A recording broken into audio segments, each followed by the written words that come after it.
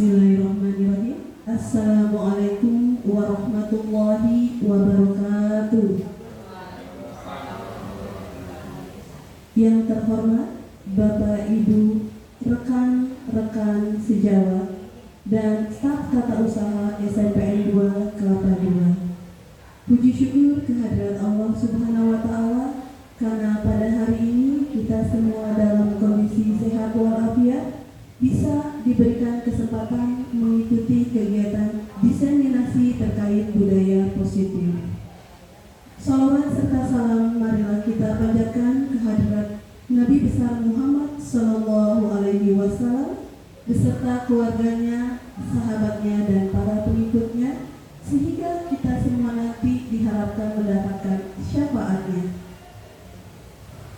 Bapak Ibu yang saya hormati, pada kesempatan kali ini izinkan saya memandu kegiatan diseminasi ini yang akan dilakukan oleh Bapak Syarifuddin selaku calon guru penggerak angkatan 9 dari SNPN 2 Kelapa II Kabupaten Tangerang.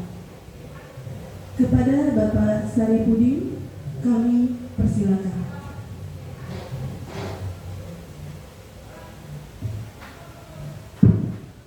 Terima kasih kepada Ibu Moderator dan terima kasih juga kepada Bapak Ibu guru-guru hebat yang mana telah sudi meluangkan waktunya untuk bersama-sama membantu dalam melaksanakan tugas aksi nyata modul 1.4 yaitu tentang budaya positif sebagai salah satu tugas rangkaian tugas dari saya. Jadi di sini perkenalkan, saya bernama Syarifuddin, seorang calon guru penggerak angkatan 9 dari SMP Negeri 2 Kelapa II Kabupaten Tangerang Provinsi Banten, yang mana pada sore hari ini akan mengadakan diseminasi tentang budaya positif di lingkungan sekolah kita. Yang akan saya bahas di sini yaitu tentang refleksi filosofis pendidikan nasional seperti kita ketahui bersama, yaitu filosofi pendidikan dari Ki Hajar Dewantara. Kemudian nilai dan peran guru penggerak, di mana di sini berisikan yaitu nilai-nilai apa saja sih yang dimiliki oleh seorang guru penggerak dan bagaimana peranan daripada seorang guru penggerak. Selanjutnya yaitu tentang visi daripada guru penggerak, di mana seorang guru penggerak di sini juga dituntut untuk mengadakan suatu perubahan yang berkaitan dengan visi dan misi yang tentunya ke arah yang lebih positif. Dan yang terakhir adalah budaya positif di sekitar lingkungan kita, lingkungan sekolah, yaitu SMP Negeri 2 Kelapa II. Yang pertama yaitu tujuan daripada pendidikan. Seorang tokoh pendidikan yaitu Ki Hajar Dewantara mengatakan tujuan pendidikan adalah menuntun segala kodrat yang ada pada anak-anak agar mereka dapat mencapai keselamatan dan kebahagiaan yang setinggi-tingginya, baik sebagai manusia maupun sebagai anggota masyarakat. Oleh sebab itu, kita sebagai pendidik hanya dapat menuntun tumbuh atau hidupnya kekuatan kodrat yang ada pada anak-anak agar dapat memperbaiki lakunya, bukan dasarnya. Dan tumbuhnya kekuatan di sini adalah kekuatan kodrat anak. Yaitu dikatakan kodrat terdapat dua, yaitu kodrat alam dan kodrat zaman. Yang selanjutnya yaitu nilai dan peran guru penggerak, di mana seorang guru penggerak itu mengharapkan anak muridnya itu memiliki yang pertama sikap mandiri. Sikap mandiri di sini adalah mereka mampu untuk menyelesaikan segala tantangan yang ada pada dirinya sendiri, baik itu ketika sedang proses belajar mengajar maupun sedang proses daripada tes akhir kegiatan belajar mengajar. Nah, di sini peran guru penggerak yang mandiri itu diharapkan dia selain mengharapkan muridnya tumbuh sukses, dia juga harus mampu untuk mandiri, yaitu mengembangkan kompetensi-kompetensi yang ada pada dirinya sendiri. Yang kedua yaitu reflektif. Reflektif di sini diharapkan setelah kita mengadakan proses belajar mengajar, kita bersama-sama dengan siswa, yaitu kita menggali ulang kira-kira apa saja kekurangan dan kelebihan dari materi pembelajaran yang sudah kita lalui tersebut. Dan seorang guru penggerak juga harus bersifat reflektif, artinya seorang guru penggerak di sini dia harus mau yang namanya mengambil pelajaran daripada supervisi yang telah dilakukan. Terus seorang guru penggerak juga dia harus mau mengintrospeksi apa saja masukan dari rekan-rekan sejawat. Yang kemudian seorang guru penggerak juga dia harus mau menerima dan legowo segala kritik yang bersifat membangun. Nilai dan peran guru penggerak selanjutnya yaitu kolaboratif. Di sini di mana seorang guru penggerak itu mengharapkan peserta didiknya itu mampu bekerja sama dengan antar teman-temannya dalam melaksanakan tugas pada saat proses kegiatan belajar mengajar.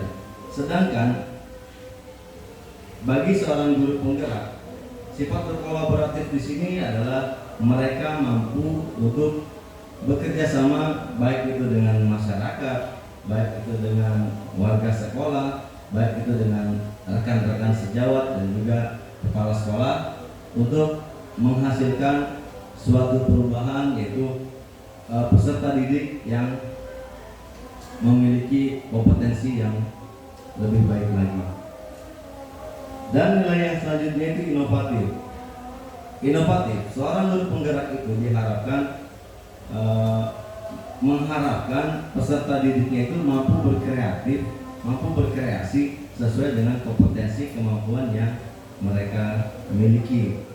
Dan sedangkan nilai dan bagi guru penggerak itu sendiri, inovatif itu diharapkan seorang guru penggerak diharapkan mampu untuk yang namanya memiliki memiliki sebuah ide perubahan yang berkaitan dengan bagaimana dia mampu menumbuh kembangkan kompetensi peserta didik dalam kegiatan proses belajar mengajar. Dan yang paling utama dari itu semua adalah nilai guru penggerak, yaitu seorang guru penggerak harus selalu berpihak kepada murid, di mana dengan menciptakan suatu pembelajaran yang berpihak kepada murid, maka seorang guru penggerak akan mampu menciptakan suasana kehidupan di dalam kelas yang nyaman, sehingga anak-anak merasa aman, tenang, dan betah untuk belajar di dalam sebuah kelas. Selain nilai daripada guru penggerak juga di sini memiliki sebuah peranan. Yang pertama, menjadi pemimpin pembelajaran, di mana seorang guru penggerak di sini dia memberikan yang tadinya bersifat guru sentris, bagaimana dia merubah paradigma tersebut sehingga menjadi yang namanya paradigma student sentris. Jadi seorang guru penggerak di sini hanya sebagai fasilitator. Yang selanjutnya yaitu menggerakkan komunitas praktisi. Seorang guru penggerak juga harus mampu untuk yang namanya menggerakkan atau menciptakan komunitas praktisi. Apa saja komunitas praktisi yang mampu, itu saja yang harus dimiliki oleh kompetensi daripada guru penggerak itu sendiri. Seperti saya mungkin memiliki komunitas di bidang pramuka, maka dia harus bisa menggerakkan bagaimana komunitas tersebut menjadi aktif. Dan selanjutnya yaitu menjadi coach atau bagi guru lain. Seorang guru penggerak juga harus mampu untuk menjadi yang namanya coach atau pelatih, di mana seorang guru penggerak dapat menjadikan sebagai tempat bertanya, dan seorang guru penggerak juga mau membantu rekan-rekan sejawatnya, Bapak Ibu guru hebat sekalian, untuk bagaimana menjadi yang namanya seorang guru yang memiliki visi dan misi untuk kemajuan daripada siswa itu sendiri. Selanjutnya, seorang guru penggerak juga memiliki peranan yaitu mendorong kolaborasi antar guru.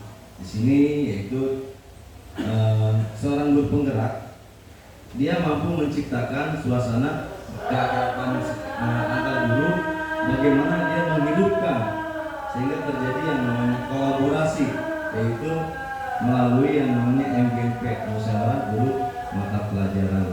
Dan juga dia juga bagaimana seorang guru tersebut dapat turut andil yang namanya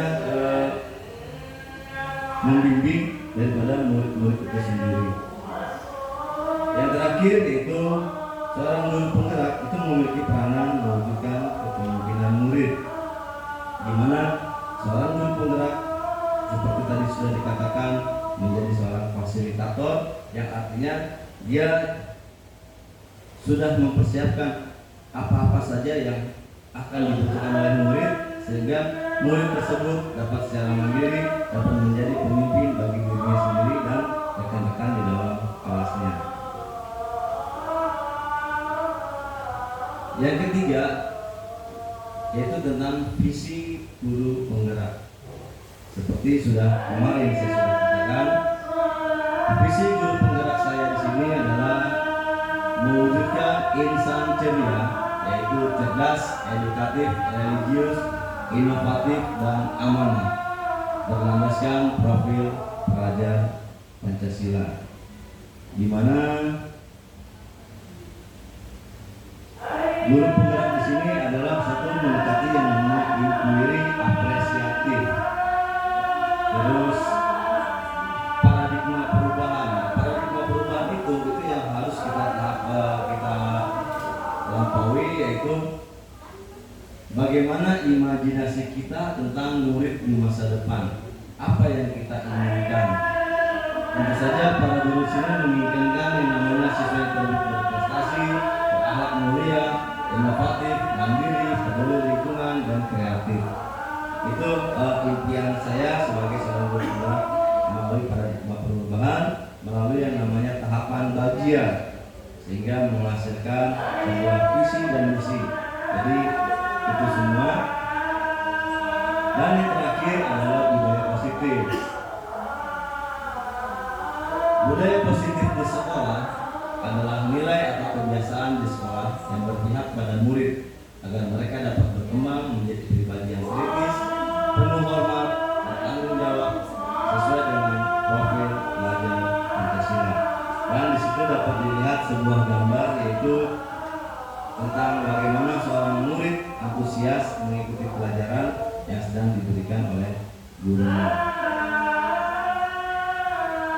Nah, tadi sudah disinggung dengan yang namanya profil pelajar Pancasila.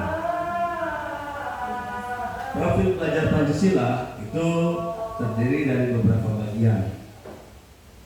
Yang pertama, beriman, bertakwa kepada Tuhan Yang Maha Esa dan berakhlak mulia. Yang kedua, berkebinekaan global. Yang ketiga, bergotong royong. Yang keempat, kreatif, bernalar kritis, dan mandiri. Jadi, bila kita jabarkan profil pelajar Pancasila di sini, beriman, bertakwa kepada Tuhan Yang Maha Esa dan berakhlak mulia, sehingga diharapkan seorang pelajar itu dia mampu menjalankan ibadahnya sesuai dengan agama dan keyakinan masing-masing.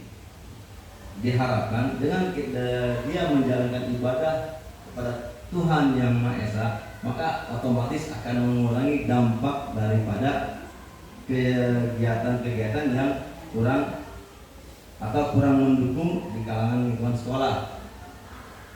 seperti kegiatan bullying, body shaming dan lain sebagainya, ya saling bully itu diharapkan tidak ada.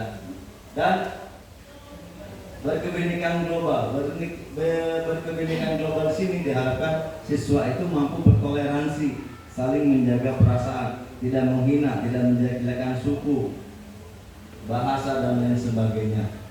Situ. Selanjutnya bergotong royong.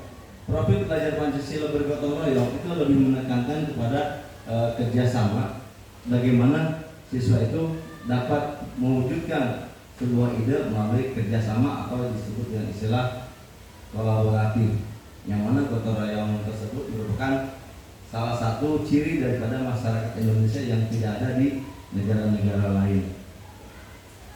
Selanjutnya yaitu profil pelajar Pancasila yaitu kreatif. Di sini diharapkan siswa tersebut memiliki kreatif sehingga muncul yang namanya inovatif melalui kegiatan-kegiatan yang bermanfaat sehingga menghasilkan perubahan bagi dirinya sendiri maupun lingkungan tempat tinggal dia sendiri. Dan selanjutnya bernalar kritis. Bernalar kritis di sini setiap siswa Indonesia itu diharapkan dia mampu memiliki ide-ide dari kejadian-kejadian apa saja yang dia lihat dan dia rasakan dan dia alami, sehingga muncullah dari bernalar kritis di sini akan muncul sebuah ide-ide kreatif. Dan yang terakhir adalah mandiri. Jadi pelajar sini diharapkan mampu menjalani atau mampu melawan tantangan baik itu kodrat alam maupun kodrat zaman secara mandiri. Nah, selanjutnya yaitu konsep utama daripada budaya positif. Di sini kita lihat yang pertama adalah perubahan paradigma belajar, yang kedua disiplin positif, yang ketiga kebutuhan dasar manusia, yang keempat motivasi perilaku manusia, yang kelima restitusi posisi kontrol guru, yang keenam keyakinan kelas, dan yang ketujuh segitiga restitusi. Perubahan paradigma belajar. Yang pertama, dalam membangun budaya positif, sekolah dapat menyediakan lingkungan yang positif, aman dan nyaman agar siswa mampu berpikir, bertindak dan mencipta dengan merdeka, mandiri dan bertanggung jawab. Yang kedua, disiplin sangat berkaitan dengan kontrol guru terhadap siswa. Disiplin positif. Nah, sekarang kita lihat apa sih makna daripada disiplin itu sendiri. Kita seringkali bilang, oh kamu harus disiplin. Kita akan maju dengan cara disiplin. Kamu kalau tidak disiplin, kamu tidak akan menjadi apa-apa. Nah, sekarang kita lihat disiplin. Disiplin itu adalah berasal dari bahasa Latin disiplina yang berarti belajar. Jadi asal kata makna ini berkonotasi dengan disiplin diri dari murid-murid Sokrates dan Plato. Disiplin diri membuat orang menggali potensinya menuju sebuah tujuan apa yang dia hargai. Namun dalam budaya kita, makna kata disiplin telah berubah menjadi sesuatu yang dilakukan seseorang pada orang lain untuk mendapatkan kepatuhan. Kecenderungan umum adalah menghubungkan kata disiplin dengan ketidaknyamanan, bukan dengan apa yang kita hargai atau pencapaian suatu tujuan mulia. Disiplin adalah kemampuan memerintah diri sendiri dalam mengontrol dan menguasai diri untuk memilih tindakan yang mengacu pada nilai-nilai yang kita hargai dengan penuh tanggung jawab tanpa terperintah orang lain. Disiplin juga merupakan nilai-nilai yang kita hargai adalah nilai kebajikan atau sifat positif manusia yang merupakan tujuan mulia yang ingin dicapai setiap individu, yaitu nilai-nilai profil pelajar Pancasila. Sekarang selanjutnya itu kebutuhan dasar manusia, realitas atau kebutuhan setiap orang berbeda-beda. Kita harus berusaha memahami pandangan orang lain tentang dunia. Setiap orang memiliki gambaran yang berbeda. Nah, di sini dikatakan 5 kebutuhan dasar manusia. Yang pertama bertahan hidup atau survival, yang kedua kasih sayang dan rasa diterima atau love and belonging, yang ketiga kebebasan, freedom, yang keempat kesenangan, fun, dan yang kelima penguasaan atau power. Sehingga dibuat dalam bentuk diagram lingkaran, yaitu seperti itu. Jadi intinya yang berada di tengah bertahan hidup. Jadi tujuan daripada penguasaan, kasih sayang, kebebasan dan kesenangan itu tujuannya daripada untuk bertahan hidup itu sebenarnya. Nah, di sini ada kasus yang pertama, yaitu guru matematika dan wali kelas 8. Ibu Santi sakit sehingga tidak dapat masuk dan mengajar. Akhirnya dicarikanlah guru pengganti, Ibu Eni. Ibu Eni baru 2 tahun menjadi guru SMP.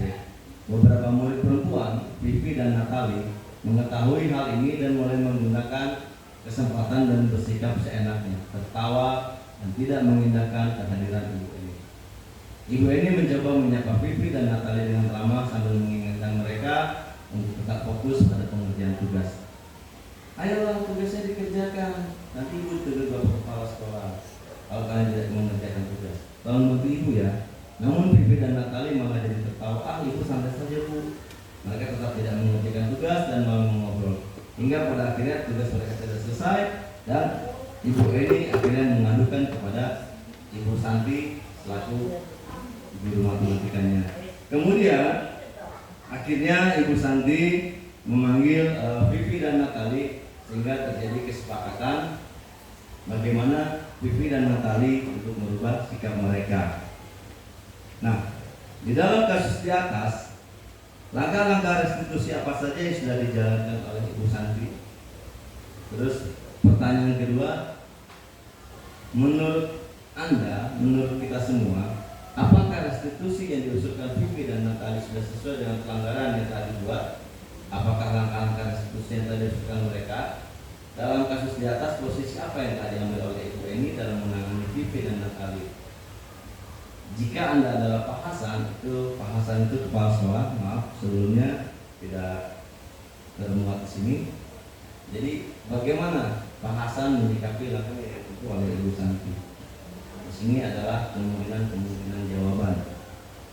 Jadi kemudian secara kronologisnya Ibu Eni melaporkan kepada Ibu Santi tentang perilaku Vivi dan Natali, yang mana akhirnya Ibu Santi memanggil Vivi dan Natali untuk menanyakan kebenaran daripada laporan daripada Ibu Eni tersebut. Langkah restitusi yang sudah diambil oleh Ibu Santi yang pertama adalah menstabilkan keadaan. Menstabilkan keadaan di sini yaitu dengan dia menanyakan keadaan pada saat proses pembelajaran apa yang sudah dilakukan oleh Vivi dan Natali. Ketika diajak mengerjakan, dia malah bermain-main, malah mengobrol dan lain sebagainya. Dan yang kedua di sini adalah validasi tindakan yang salah. Tindakan yang salah. Jadi Ibu Santi di sini adalah bagaimana dia menanyakan kepada Vivi apakah tindakan Vivi dan Natali tersebut sudah tepat. Ternyata Vivi dan Natali itu menyadari ya, dan sehingga dapat ditanyakan keyakinan mereka apa yang selanjutnya akan mereka lakukan, mereka rubah untuk memperbaiki hubungan Vivi dan Natali dengan Ibu Eni tersebut. Nah, di sini restitusi Vivi dan Natali itu sudah sesuai dengan yang dianjurkan, yaitu langkah-langkahnya. Yang pertama, validasi tindakan yang salah, yaitu dengan cara Vivi dan Natali meminta maaf pada Ibu Eni. Yang kedua, menstabilkan identitas, yaitu dengan cara mengusulkan tindakan untuk membuat sebuah diskusi kelompok tentang keyakinan kelas. Dan yang ketiga adalah keyakinan dan disiplin positif, dengan cara mengirimkan email kepada Ibu Eni tentang hasil diskusi mereka, yang mana pada intinya kasus tersebut dapat ditangani dengan bantuan daripada Ibu Santi selaku guru matematika dan wali kelas mereka kelas 8. Yang nomor 3 yaitu posisi yang diambil oleh Ibu Eni adalah sebagai perasaan bersalah dan posisi kontrol sebagai teman. Dimana di sini dikatakan bersalah tadi, dia sudah merasa oh ya oke dong kita kerjakan, dan posisi sebagai teman itu tolong bantu ibu ya, itu merupakan posisi sebagai teman. Dan Pak Hasan di sini selalu mensupport apa yang anaknya sudah diambil oleh Ibu Santi dan juga Ibu Eni. Jadi posisi Pak Hasan di sini adalah sebagai manajer, sebagai pemantau. Selanjutnya adalah motivasi perilaku manusia. Jadi manusia itu selalu mendapatkan motivasi dari dua sumber, yaitu sumber eksternal dan sumber internal. Motivasi eksternal itu dia selalu dengan tujuan untuk menghindari ketidaknyamanan atau hukuman, seperti apa yang akan terjadi apabila saya melakukannya. Terus apa yang akan saya dapatkan apabila selalu melakukannya.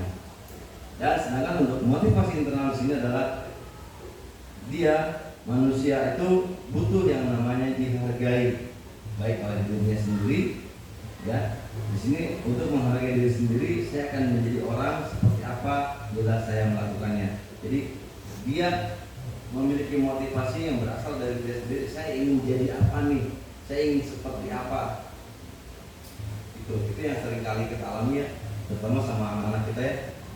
Masa-masa SMP itu masa-masa yang sangat labil ya, peralihan dari anak-anak ke remaja, terus sehingga banyak sekali seperti itu.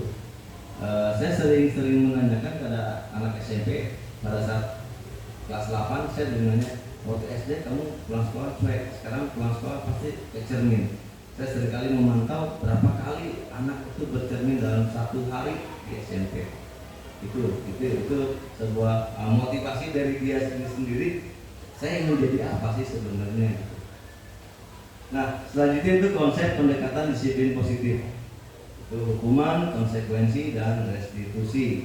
Di sini dikatakan identitas gagal dan identitas sukses. Identitas gagal itu berisi adalah hukuman. Hukuman itu apa saja yang menjadi hukuman, itu sesuatu yang menyakitkan yang harus terjadi. Terus tidak nyaman untuk murid atau anak untuk jangka waktu panjang. Korban mendapatkan keadilan, murid atau anak-anak akan tersakiti, perilaku pasif agresif akan meningkat, sistem tidak akan berjalan bila murid tidak takut, berlaku hanya pada sebuah institusi, tidak berlanjut pada kehidupan nyata. Peraturannya adalah kamu harus gitu. Murid atau anak akan membenci yang namanya peraturan. Sini yaitu identitas sukses itu disiplin, yang itu konsekuensi dan restitusi. Sedangkan konsekuensi itu sesuatu harus terjadi, tidak nyaman untuk murid atau anak untuk jangka waktu pendek, korban bisa diabaikan, murid atau anak dibuat tidak nyaman, penguatan hanya bertahan dalam jangka waktu pendek, memerlukan monitoring dan supervisi terus-menerus dari guru, membantu penerapan mengikuti peraturan dalam masyarakat. Apa peraturannya? Mampukah kamu melakukannya? Terima kasih. Murid anak menghormati peraturan. Nah, sedangkan restitusi di sini merupakan sebuah pilihan. Terus selanjutnya menguatkan waktu untuk murid dalam jangka waktu yang panjang. Korban mendapatkan ganti, murid atau anak mendapatkan penguatan, masalah terpecahkan. Murid belajar bertanggung jawab untuk perilakunya. Fokus pada pemecahan masalah dalam jangka waktu panjang. Apa yang kamu yakini, apa yang kamu lakukan untuk memperbaiki masalah ini. Murid atau anak menghormati diri dan orang lain. Hukuman atau akan bersifat negatif, lebih banyak bersifat negatif. Oke, awas kalau dilakukan lagi ya, nanti awas kamu ya. Nah, jadi kalimat-kalimat kata awas itu merupakan salah satu daripada ciri hukuman yang bersifat negatif. Dan hukuman modelnya model paksaan.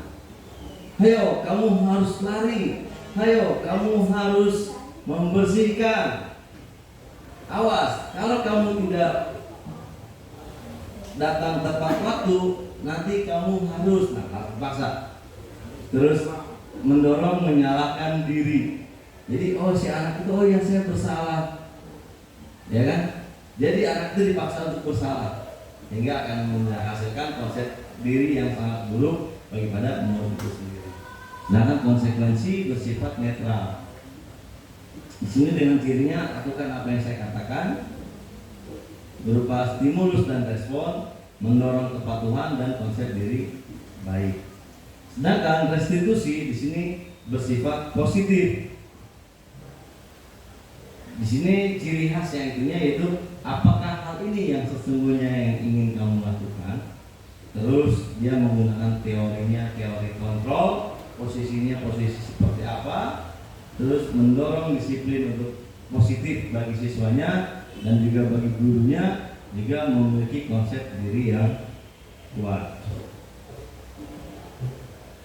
Hukuman, sanksi dan konsekuensi. Seperti kasus di sini, Ina kurang menguasai pelajaran matematika, sehingga pada saat pelajaran tersebut berlangsung, dia lebih banyak berdiam diri atau menggambar di buku pelajarannya. Pada saat guru matematikanya Pak Seno menanyakan pertanyaan, Ina menjadi gugup dan tak sengaja menjatuhkan tasnya dari kursi, serta tiba-tiba menjadi gagap saat berupaya menjawab. Seluruh kelas pun tertawa melihat perilaku Ina yang bicara gagap dan terkejut tersebut. Pak Seno pada saat itu membiarkan teman-teman Ina menertawakan Ina yang gagap dan malu luar biasa, dan malahan meminta Ina untuk maju ke depan dan berdiri di depan kelas sambil menunjuk hidungnya karena tidak bisa menjawab pertanyaan Pak Seno. Kelas semakin gaduh dan anak-anak pun tertawa melihat Ina di depan kelas menunjuk hidungnya. Nah, yang kita dapat dari sini adalah apakah kita semua setuju dengan tindakan Pak Seno terhadap Ina? Nah, terus apakah tindakan Pak Seno terhadap Ina adalah sebuah hukuman atau konsekuensi? Nah, di sini adalah yang kita dapat, kita semua tidak setuju dengan tindakan Pak Seno terhadap Ina. Kenapa? Karena itu merupakan salah satu bentuk hukuman, atau lebih tepatnya malah bullying ya, bullying anak, gitu ya, bullying anak. Bullying kan ada sikap verbal, ada sikap gestur dan non verbal. Ya, yang kedua, tindakan pasien terhadap Ina adalah sebuah hukuman atau konsekuensi. Itu adalah sebuah hukuman. Karena apa? Karena itu adalah harus paksa, korban dipaksa untuk merasa bersalah, sehingga korban lebih parahnya lagi, korban akan menjadi minder, ya kan? Itu. Sini kita akan berlatih memilih ini apakah hukuman atau konsekuensi. Yang pertama, lari mengelilingi lapangan upacara sebanyak 2 kali karena terlambat sekolah, membersihkan coretan yang dibuat di meja tulis, murid diminta push up 15 kali karena tidak menggunakan masker di sekolah, mengganti kertas teman yang sudah dicoret-coret, dijemur di lapangan jam 12 siang karena mengobrol dengan teman sekelas, murid diminta bertelanjang kaki sepanjang hari karena tidak menggunakan sepatu warna hitam sesuai peraturan sekolah, berdiri di depan kelas dengan mengangkat kaki satu karena tidak bisa menjawab.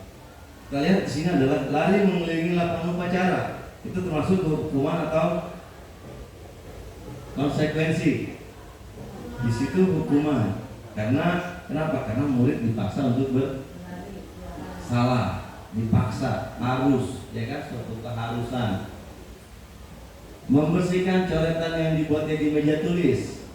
Itu merupakan konsekuensi, karena murid dengan kesadarannya dia menghapus, dia setelah berbuat maka dia harus siap menerima akibatnya. Murid diminta push up 15 kali karena tidak menggunakan masker, itu juga salah satu bentuk hukuman. Bahkan 15 kali termasuk hukuman yang berat. Jangan sampai kejadian-kejadian itu murid menjadi malas untuk masuk sekolah. Selanjutnya, menggantikan kertas teman yang sudah dicoret-coret, itu merupakan konsekuensi. Dijemur di lapangan jam 12 siang karena mengobrol, itu juga termasuk hukuman. Murid diminta bertelanjang kaki sepanjang hari, itu juga merupakan sebuah hukuman. Dan berdiri di depan kelas dengan mengangkat satu kaki, itu juga bisa dikatakan hukuman. Dan alhamdulillah saya pernah menjalani hukuman itu semua dari zaman saya sekolah dulu, dan sebelum saya menjadi ikut di dalam guru penggerak, saya pernah menjalaninya sebagai murid dan saya pernah memberikan hukumannya sebagai guru. Tapi alhamdulillah sekarang Saya tidak pernah memberikan hukuman, tapi memberikan hadiah.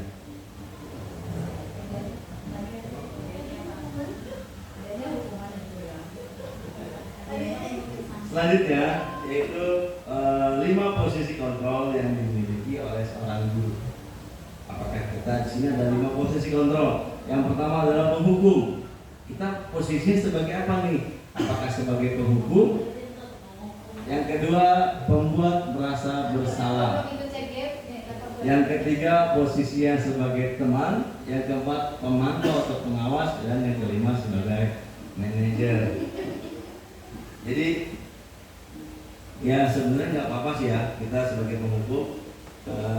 Saya juga pernah bertanya juga, boleh nggak kita sebagai penghukum? Boleh, tapi dengan catatan kita lihat-lihat dulu keadaannya. Terus hukuman yang kita berikan juga kira-kira yang seperti apa. Nah, di sini perilaku kontrol negatif dapat dikatakan identitas gagal, yaitu bisa menunjukkan motivasi eksternal dan motivasi intrinsik. Identitas gagal. Guru berbuat satu sebagai penghukum. Guru berbuat adalah menghardik,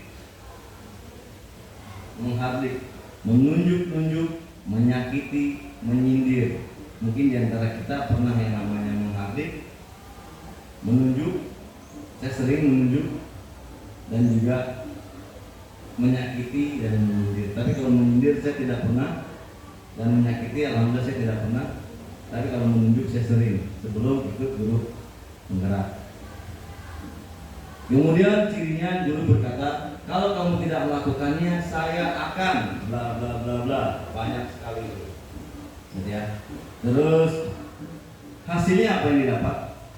Hasilnya siswa memberontak, mendendam, dan menyalahkan orang lain. Akhirnya siswa tersebut tidak berani untuk tanggung jawab.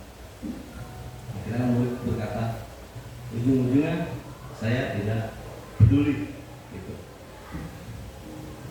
Untuk perilaku kontrol terhadap penghukum. Sedangkan pembuat merasa bersalah, ya biasanya ini biasa suruh guru BP, dia berceramah menunjukkan kekecewaan yang mendalam. Kamu sudah mengecewakan ibu, kamu sudah mengecewakan bapak. Terus hasilnya murid akan menyembunyikan, menyangkal atau berbohong, dan di ujungnya maafkan saya. Biasanya seperti itu. Sedangkan perilaku kontrol positif, yaitu posisi kontrol di sini adalah sebagai teman, sebagai pemantau, dan sebagai manajer. Jadi sebagai teman membuat alasan untuk muridnya, lakukan demi bapak, ibu, ya sudah nanti bapak ibu bantu bereskan. Akhirnya muridnya ada ketergantungan kepada ibu guru, bapak gurunya, dan hasilnya mereka lebih cenderung menganggap bapak ibu gurunya sebagai teman, sehingga mungkin bisa jadi efeknya nanti rasa hormatnya akan berkurang, bahkan perilakunya tidak akan berubah. Ada guru masuk langsung mendukung, tidak bisa tertib, ujung-ujungnya kelas tidak akan terlalu kondusif. Dan yang pemantau di sini adalah bagaimana guru dapat menghitung dan mengukur segala tindakan yang akan dilakukan oleh siswanya tersebut, dan guru akan berkata apa peraturannya, apa konsekuensinya, apa yang telah kamu lakukan, apa yang terjadi sekarang. Dan itu guru juga hasilnya murid dapat menyesuaikan bila diawasi, dan murid akan berkata saya akan dapat berapa bintang kalau saya melakukan hal tersebut. Dan yang terakhir adalah kontrol diri atau sebagai manajer. Di sini guru akan mengajukan pertanyaan-pertanyaan dengan ciri-cirinya apa? Cirinya adalah guru akan berkata, apa yang kita yakini? Apakah kamu meyakini hal tersebut? Kalau kamu meyakininya, maukah kamu memperbaikinya? Dan itu hasilnya akan menguatkan watak atau karakter daripada murid itu sendiri. Dan bagaimana caranya? Hasil akhirnya murid akan berkata, bagaimana caranya agar saya bisa memperbaiki keadaan ini? Saya akan memperbaiki masalah ini dengan bla bla bla bla.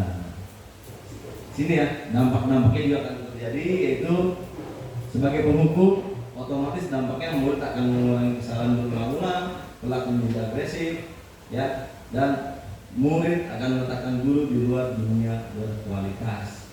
Terus merasa bersalah murid juga dampaknya akan rendah diri, merasa gagal dan tidak berharga, merasa tidak berharga. Sedangkan sebagai teman, murid akan sangat tergantung sama gurunya dan tidak bisa mandiri dan tidak bisa memutuskan apa yang harus dia lakukan, apa yang akan dia pilih, dan murid tidak akan pernah mengetahui baik buruknya tentang apa yang dia pilih. Di sini hasilnya murid akan meletakkan guru sebagai orang penting dalam dunia berkualitas. Pemantau, dampak yang terjadi pada murid adalah menitik beratkan pada dampak diri sendiri, mendapatkan hadiah atau mendapatkan hukuman, sehingga murid dapat meletakkan guru peraturan di dunia berkualitas. Sedangkan dalam posisi manajer, dampak yang terjadi pada murid adalah mengevaluasi diri bagaimana menjadi diri yang lebih baik. Murid meletakkan dirinya sebagai individu yang positif dalam dunia yang berkualitas. Selanjutnya yaitu tentang keyakinan kelas. Keyakinan kelas adalah nilai-nilai kebajikan atau prinsip-prinsip universal yang disepakati bersama secara universal, terlepas dari perbedaan agama, suku, negara, dan bahasa. Itu dikatakan menurut Dawson, yaitu suatu keyakinan akan lebih memotivasi seseorang dari dalam atau intrinsik. Seseorang akan lebih bersemangat lagi menjalankan keyakinannya daripada hanya sekedar mengikuti peraturannya. Dan di sini adalah salah satu contoh keyakinan kelas, yaitu pertama adalah peraturan kelas, terus keyakinan kelas, lingkungan positif, dan budaya positif. Nah, di sini beda antara peraturan dengan keyakinan, atau lebih tepatnya peraturan seperti apa, bentuk keyakinan seperti apa, sehingga dapat ada nilai kebajikan yang dapat diambil. Contohnya adalah selalu kembalikan buku ke tempatnya, itu adalah peraturan. Nilai yang dapat kita ambil adalah tanggung jawab. Tanggung jawab siapa? Tanggung jawab murid tentunya. Dilarang mengganggu orang lain. Nilai kebajikan yang dapat kita ambil adalah menghormati orang lain dan diri sendiri. Dilarang melakukan kekerasan. Nilai kebajikannya yaitu keselamatan, menghormati orang lain. Dilarang menggunakan narkoba. Nilai kebajikannya adalah kesehatan, bergantian atau menunggu giliran. Nilai kebajikannya adalah menghormati orang lain dan melatih kesabaran itu sendiri. Jadi di sini adalah pembentukan keyakinan kelas. Pembentukan keyakinan kelas itu lebih bersifat abstrak daripada peraturan yang lebih rinci dan konkret. Yang kedua, keyakinan kelas berupa pernyataan secara universal. Yang ketiga, pernyataan keyakinan kelas dibuat dalam bentuk positif. Yang keempat, keyakinan kelas hendaknya tidak terlalu banyak sehingga mudah diingat dan mudah dipahami. Yang kelima, keyakinan kelas sebaiknya sesuatu yang dapat diterapkan di lingkungan tersebut. Yang keenam, semua warga kelas ikut berkontribusi dalam pembuatan keyakinan kelas lewat kegiatan curah pendapat. Yang ketujuh, bersedia meninjau kembali keyakinan kelas dari waktu ke waktu apakah masih efisien ataukah tidak efisien. Dan inilah salah satu bentuk daripada keyakinan kelas daripada kelas 8G. Yang pertama, kita bersikap baik dan jujur, tidak melakukan bullying. Yang kedua, keyakinan yang kedua yaitu kita saling menghormati dan saling menghargai. Yang ketiga, kita saling mendengarkan apabila ada yang sedang berpendapat. Yang keempat, kita mengucapkan kata tolong dan terima kasih. Yang kelima, kita di sini adalah mengikuti pelajaran dengan perasaan senang. Dan yang keenam, mengikuti pelajaran dengan tertib. Nah, sekarang di sini yang akan kita bahas adalah restitusi. Restitusi adalah proses menciptakan kondisi bagi murid untuk memperbaiki kesalahan mereka sehingga mereka bisa kembali pada kelompok mereka dengan karakter yang lebih kuat. Jadi di sini dikatakan melalui restitusi apa yang dapat didapat oleh guru? Tentu saja guru dapat membantu murid menjadi lebih memiliki tujuan. Guru dapat membantu murid untuk jujur pada diri sendiri dan guru dapat memberikan penawaran bukan paksaan. Nah, di sini adalah bentuk segitiga restitusi. Yang pertama adalah menstabilkan identitas, yang kedua validasi tindakan yang salah, dan yang ketiga adalah menanyakan keyakinan. Menstabilkan identitas, di sini pasti akan setiap orang pasti pernah melakukan kesalahan. Cirinya, kamu bukan satu-satunya yang pernah melakukan ini. validasi tindakan yang salah, cirinya adalah apa?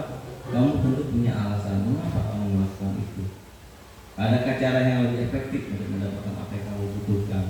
Dan menanyakan keyakinan, di sini keyakinan kelas apa yang telah kita sepakati. Kebetulan kita sedang membuat sebuah keyakinan kelas, maka itu yang dapat kita jadikan acuan bagaimana kita menanyakan keyakinan kepada siswa tersebut. Menstabilkan identitas. Di sini adalah dapat dikatakan cirinya berbuat salah itu tidak apa-apa. Tidak ada manusia yang sempurna. Saya juga pernah melakukan kesalahan seperti itu. Kita juga bisa menyelesaikan. Dan kamu berhak merasa seperti begitu. Jangan validasi tindakan yang salah. Di sini kita menanyakan alasan. Kamu pasti punya alasan mengapa melakukan hal itu. Dan kita juga harus bangga pada diri sendiri karena kamu telah melindungi sesuatu yang penting buatmu. Dan di akhir adalah kita menanyakan keyakinan. Apa yang kita percaya sebagai kelas atau keluarga?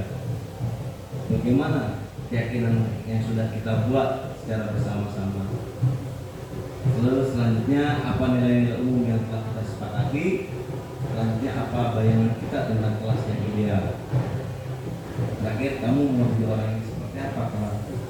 Itu merupakan kita menanyakan keyakinan kepada siswa apabila terjadi suatu masalah yang terjadi di kalangan mereka itu sendiri.